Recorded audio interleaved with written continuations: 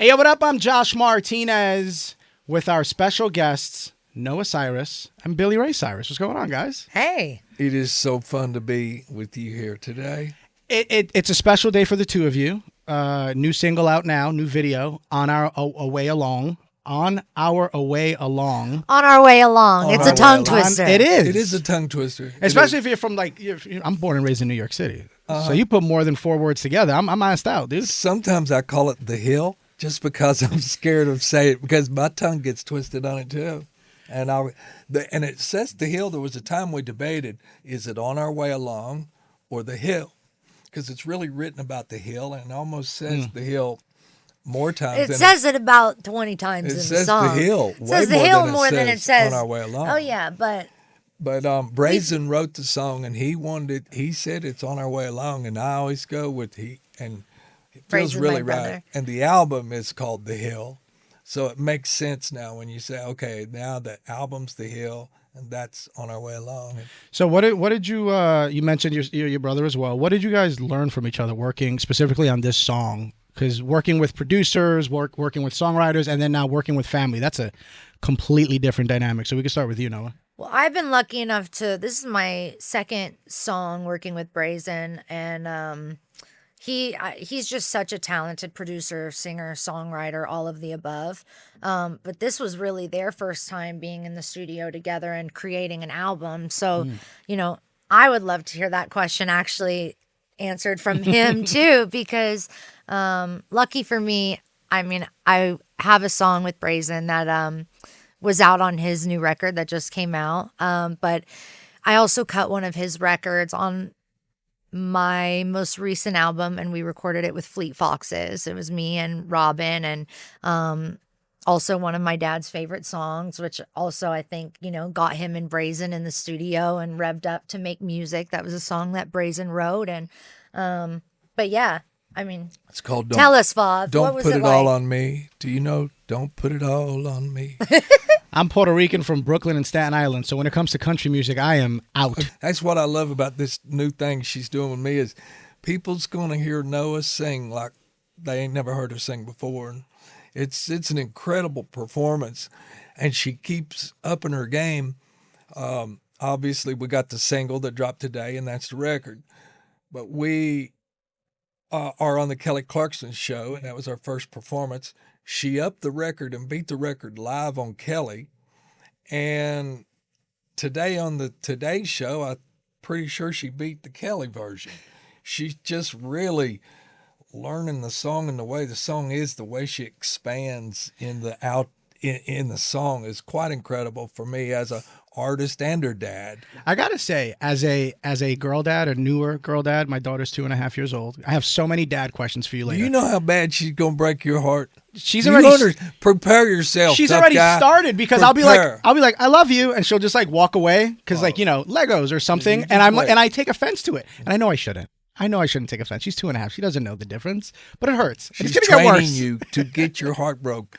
Can't wait. She's training, and it's cherish every moment. Absolutely. I'm gonna be really straight up serious with you just for 5 seconds this weekend. Every moment you can spend with her. Hot Easter eggs. They talk about the Easter Bunny.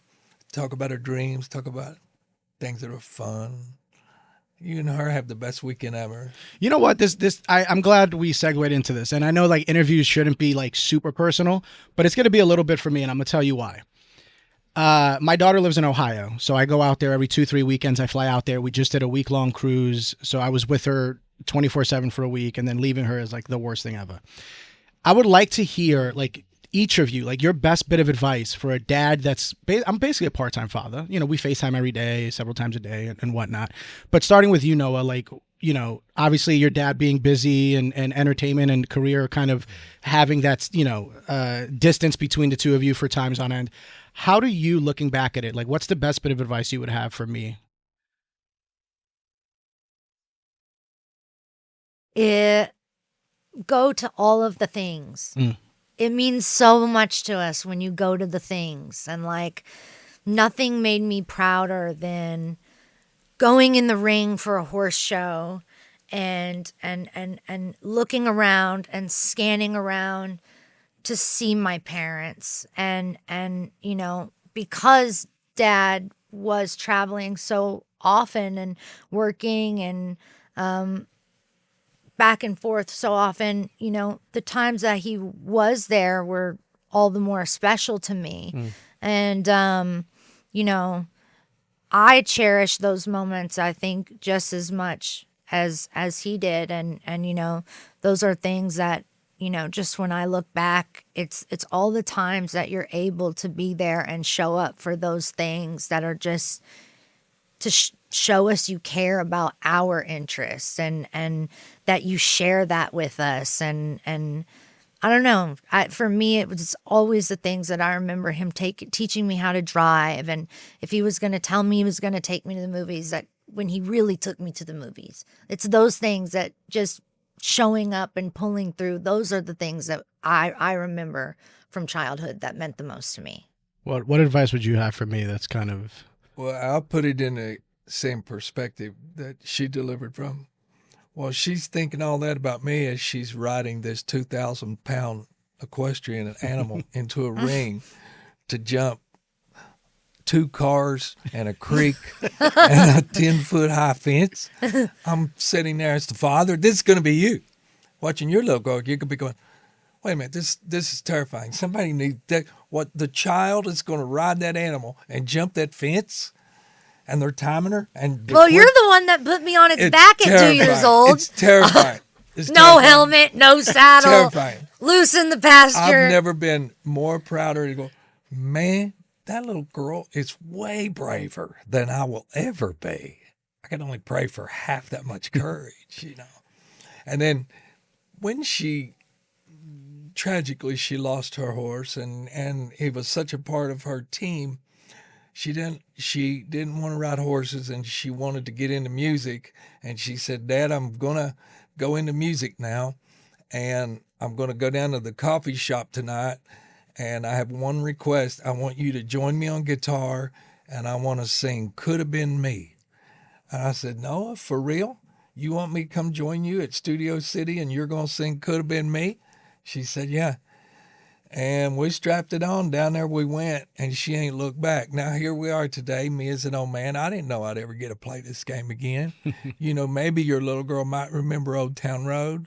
You might even remember Achy Breaky Heart. I don't know. Yes, sir. But if you do, well, that was me. That's my mullet, my Kentucky waterfall. They was all, and that was a year before that. I lived in my car. And that was based on 10 years of broken dreams and mostly locked doors or doors that the locks had been changed. Sure. And I was one try away from giving up. And I felt this voice say, go play Harold Shedd's Some Gay Ball. If he says yes, it's meant to be. If he says no, get a job at the railroad. Because I was turning 30 years old. I realized maybe I was missing my window. And you mentioned Ohio, where I played in Ironton, Ohio. I lived in Ironton, Ohio. I played in Huntington, West Virginia, Portsmouth, Ohio, and Ashland, Kentucky. And I was big there, but nowhere else. Yeah. I made my living playing those clubs. Yeah, but if you're big in Portsmouth, you can make it anywhere. I bought my first guitar in Portsmouth, Ohio. My first guitar.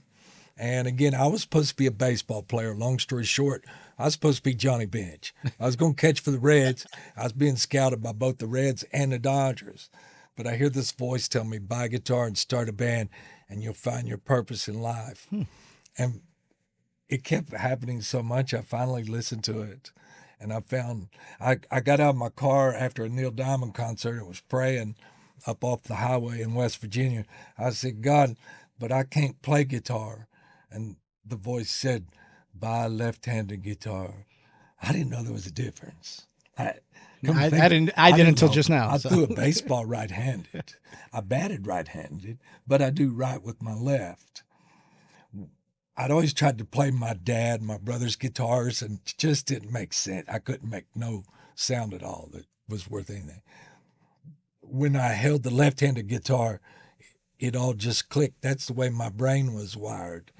And so as soon as I held that guitar in Portsmouth, Ohio, I started a band that night, put my catcher's mitt up. Didn't put it back on until 10 years later at a charity baseball game for the St. Jude's. My dad drove my mitt down from Kentucky. Wow. I put it back on and caught Nolan Ryan. Damn. Yeah, I caught Nolan Ryan. He brought the heat, and I remembered where I left off with that. So you could tell I'm losing my voice, but I'll turn it back over to Noah. But yes, to be the dad, you watch and enjoy every moment because time goes by really fast. Every time you speak about Noah, by the way, and this even off air, you have like this huge smile on your face. Noah, what's it like to be working like with your dad specifically on this project compared to other times you guys may have worked together, whether it was like a Hannah Montana thing or just kind of projects on the side? What makes the music and the video situation different this time around from every other project you've done with him? Yeah, I mean, well, I mean, music. First of all, this is the only one anybody give a shit about. This is amazing. I can't believe we just did the Today Show. We're on here talking to you. Do you feel like this record feels there's something I was going to say, speak for yourself, Well, Hoss, we because I put you on my record 2 records ago with a song called Stand Still. But we never got to be we never played big shots and did the Today Show and was knocking down 4.8 on a TikTok that's 48 hours old. I mean, you know what I mean? My dad is a TikToker now for all those that are looking to sign a TikToker to your new TikTok agencies. I work for you. You're my network. You coach me and direct me. And you're the director. It's her show. She's basically the Disney Channel. What I've realized is my dad and Scott Disick are actually very similar people. And if you put the voice of Scott Disick over Billy Ray Cyrus, they become one. There you so go. Is that what it is? I think that you guys Because even I think it's funny. Like, I think we're going to need a Scott Billy Ray hang or podcast in the future, because that I would be. I wish he was here to join us right now. Maybe we can come back. Okay. Or if you do promo, she was here to join us. I was gonna say if you do promo at 102.7 Kiss FM in LA, that's in LA. I'm sure Scott Disick doesn't live too far from the Burbank studios, and do something with him there. Hit him up. It kind of makes sense, doesn't it? Why not? Yeah. Let's do it. Or just go drive around Calabasas until you run into him. Look, man, just think of Peter out any moment, and 4.8 could be the top of the mountain. Anyways, going back to the album, right? You asked me what sets us apart. Here comes the media training. Anyways, right. I'm the new age, right? This is where we learn to wrap things back to the original question. Let me tell you something. I am the most like ADHD host. I'm so ADHD. Plus, I curse a lot, so feel free to curse. Oh, God. I'm all over the place with things, so don't worry about it. We curse it up. That was But the only time I ever did. for me, I think what made it so amazing is not only have I worked with Brazen, my brother, before, but Brazen is producing this entire record for my dad. And they wrote a lot of these songs together, and a lot of them are written by Brazen. And I think, for me, I'm just excited for, I really think now is Brazen's time as an artist. And I really think if you don't know Brazen, I think you will, and you should know Brazen. And I think that he is one of the most talented people that I will ever have the amazing gift of knowing, and that just so happened to be my brother. And I really just think that his time is now, and the fact that it's happening at a place where the world is starting to meet Brazen, but also getting to know, I think, my dad and who he is now. I feel like no one's ever known him in the now. It was kind of something that I mentioned earlier, is you've only known him as these big things and not who he ever was personally. And I think that's a side of him that everyone should know, and it's the side of him that I know the best and that I love.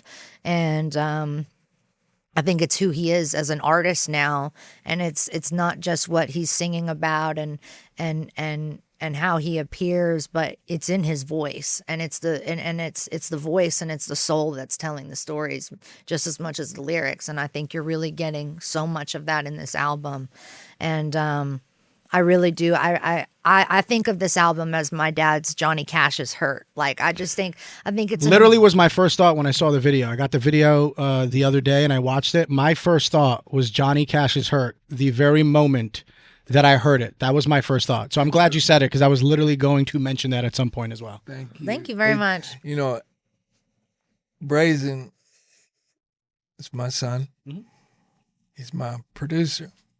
It's so odd for me. And this given second was the first time I realized that I found my Rick Rubin in Brazen. This is my chance to be that final chapter that somehow was eclipsed by the pandemic after Old Town Road, in the height of Old Town Road. And it's that moment, and it was just stopped. And I didn't think I'd even get a chance to even get back close to the ball field, put it in baseball terms, to be allowed back into the stadium, let alone to get to play the game. Well, again, knowing I did the Today Show today and they were nice to us, it was special. The music seems to be touching people's lives.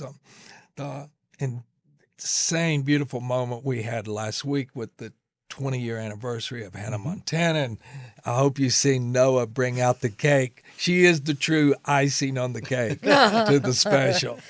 And but long story short, to be in this moment, if this was as good as it got, again, Brazen is my Rick Rubin as a professional. I found a moment that as a producer, we made a really special record together. He's also my little boy, Brazen. I'm his dad. And it's like, that's really cool too. So it's been 14 years since the last album for you? I think so. Studio album, yeah. Why now? You know, it goes back to Brazen. He had sense enough to know that if he put me with instincts, is what it is. It's instincts.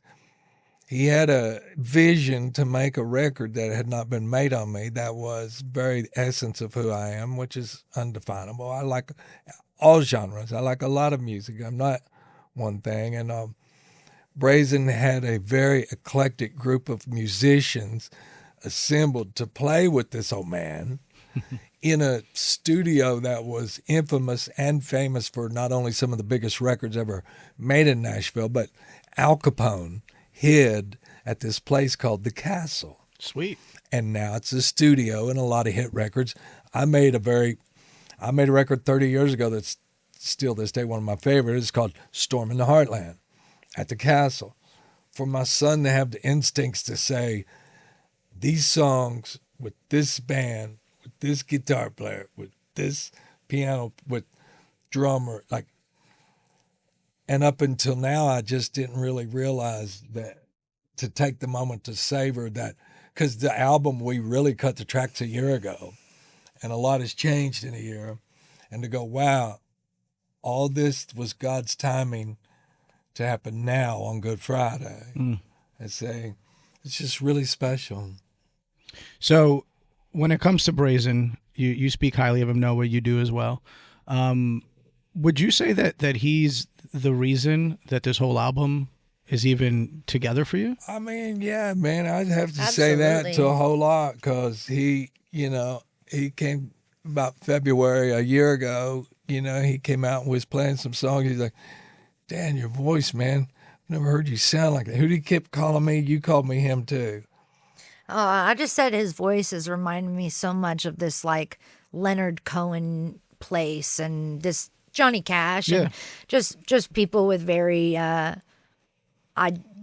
unique voices to them that are very low and you hear that soul that I was talking about, people with unique lower registers that are, known for that. And I think that's something that, I think people can look at and be uncomfortable with. But it's just a part of growth and getting older. And it's, if you're with an artist that in their 20s and 30s, then, whenever we're 60, you're still rocking with us, right? So she's being very polite. She's saying her dad sounds like an old sandstone. No. I'm like an old piece. This thing's an old piece of granite. Then when her crystalline voice comes cutting through there, singing like nobody's heard Noah Cyrus sing, And a song again, Brazen produced and wrote in a really special. It's a unique moment for our family and the three of us, and our synergy in this moment is God is sacred. It's sacred. So Noah, you have such a distinct sound, in my opinion, a very unique, original voice that you don't really hear anywhere else, in my opinion, at least. Right? How do you stay true to your sound while working with your dad's newer sound? So you're trying to stay true to your sound while still kind of working with this new sound that you may be a little unfamiliar with, considering it's newer to him as well. Yeah, I think, it's really cool was that Dad's album and my album that I just released last year, called I Want My Loved Ones to Go With Me. I definitely leaned into my more alternative influences and sonically wanted to put those in there. I worked with, one of my favorite artists of all time, Bill Callahan, and got to make really, really, really personal records that I'm very proud of as a songwriter. But also I got to become, on my very first album, be listed as a producer and work on these songs and really be seen as a producer in the studio. And I was very excited whenever Mike Crossy, my producer and collaborator, was open to that. He had really driven the project on the first time meeting and on the Hardest Part album. And I told him going in for this next record that, I didn't want to just, sit in the passenger seat, but like I wanted to take turns driving and I wanted this to be a true collaboration on the production side. And I just learned so much. And what was amazing is that record that Brazen produced for my dad, they really kind of sound like they're connected in a way. And on my record, I wrote a song called Man in the Field, which is written off of a poem that my dad wrote, of this, soldier's ghost that he saw in the field in our home in Nashville, which was right on the same hill that Brazen wrote about and On Our Way Along. And so we both took this same story and wrote about it from two different perspectives without even knowing about it. And so in more ways than one did my last record, I think, really connect with this song, but also just where I'm at like today. And with that last record, I felt like extremely connected to it. And also like just getting closer to what you did. She took my What did I do? dad's album. Oh. Tell him what you did. It's incredible. My dad had a gospel quartet, and they had an album in 1960 and 61. She took a recording from the album written by, her name is Noah Lindsay Cyrus, Lindsay after my grandfather, her great-grandfather, Lindsay Cyrus. He was a preacher. His mantra was expect a miracle. Noah was named after Lindsay Cyrus. He wrote the one song that was not a standard of the gospel songs. The original was this song called I Want My Loved Ones to Go With Me. Noah took the track from 1960, went with this producer she's telling you about who's a genius, and him, they combined together. She took, you can listen whenever you get time to I Want My Loved Ones to Go With Me. It was the title track of the last album. She took that recording and melds it into Noah and then goes back to my dad. So oddly enough, my dad, she took our past and brought it into her present, which now she and I ride into the future. Did you feel any pressure doing that, Noah? It was actually something that I had done in 2018, and I had sampled a different part of the song, just as like a placeholder for the chorus. But I had known the song is called Apple Tree, and I knew that I was inspired by the love and the hurt that all comes from family trees, and the way that that's passed down generationally. And so whenever I started working on the track with Mike Crossy, and I ended up writing some more lyrics with my co-writer, PJ Harding. Old PJ. Old PJ. Dad just met PJ for the first time. Incredible, man. But, I just started They wrote moving the July. song around. We did write July. I started moving the song around, the original song of my grandfather's, and just, you know, it was really cool that we matched the piano with the original recording. So like the really lush like piano crescendos, those are all original to the actual recording, but the padding underneath it is like several iPhone recordings of a piano in a room, just to give it like something that felt a little more This was distant. before AI. No, seriously. Nowadays, with AI, you could modulate this In differently. 15 seconds. It would have easily. been way easier 4 This years was ago. 2018 that she did this. It was Division. ahead of the game. This was not 2018. This album came Well, I mean, when a you little had bit when with you the had idea. I the finished it. beginning. Yes, Okay. yes. I finished it. You're correct. When But I finished incredible. it, yes. Thank you. Yeah, I don't know if we play music or not, but if we did, had a moment to segue into that to where they hear. Give me the what we're plug, talking man. about. Come The on. aux cord. I'd rather play it than our new single. No, for we people to wouldn't. hear- people My to hear dad's what we manager just- is shaking his head what over we there. you just guys. what we just told about. It's very, when you hear it, you understand that mess of Garbo we just said. Exactly. With the final product, you guys listened to the master version. Which one of you got more emotional listening to it? I got more emotional when I heard her do the Kelly Clarkson. When I saw what she I already knew her performance was unbelievable and was very, very proud of it. But she took it to a level that I've heard few artists be able to do.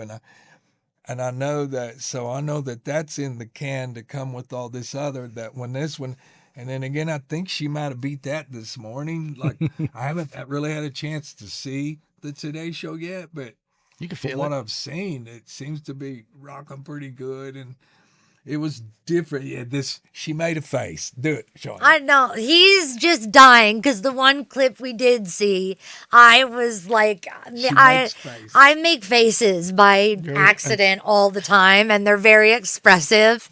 And we were watching some clip, and I don't know. I was apparently taken back by a question, which What was was a the very. question? What was We don't need to get into these questions. My dad, he's worse than the press, paparazzi, all together. He is like That's the funny he part, tries though. to get you to That's spill. the funny part. For the rest of 2026 and Right. beyond, before we wrap things up, Billy Ray Cyrus, what can we expect moving forward?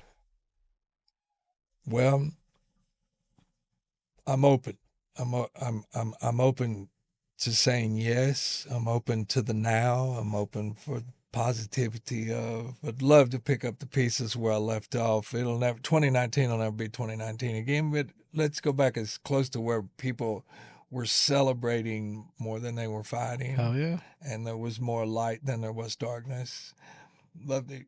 Again, for me, music, I traded my catcher's mitt in and got a guitar because I thought it was purpose of bringing people together through music, and to be this old man in this moment and be a piece of sandstone underneath the beautiful child singing like an angel in 12 octaves. I mean, I couldn't have a better life. And Noah, you're going to be pretty busy later this year going on tour with Alex Warren. I am. There's a date at Madison Square Garden. There is. And you better bring your daughter. I will be there, whether she's there or Wait, not. yeah. She hasn't done concerts yet. Okay, She wait. hasn't done a concert yet. He made. How old is your? You 2.5. Oh my God! Why did you make me think she was like 9? Oh, where he He was. asked if she knew Old Town Road. Well, Like No. I said 2.5. I said 2.5. you did he say said 2.5, two and then. and a half. But either way, yeah, Either way. Either way. Either way, 2026. you're invited. Thank you. Yes. What can we expect from you aside from that tour?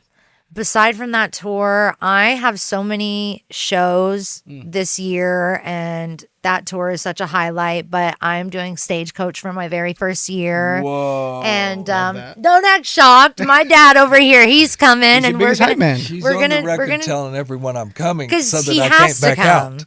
We're gonna know what I sing mean? our She song. keeps We're gonna saying go it. to Stagecoach, and I am just super excited for that. It feels like I've been waiting, years and talking to them for years about wanting to be a part of that festival, and to get their blessing and welcomed into the group is really awesome. So I remember taking Dad to Stagecoach there back in 2019, and now he's gonna take me there, and No, you're it's taking me there. well.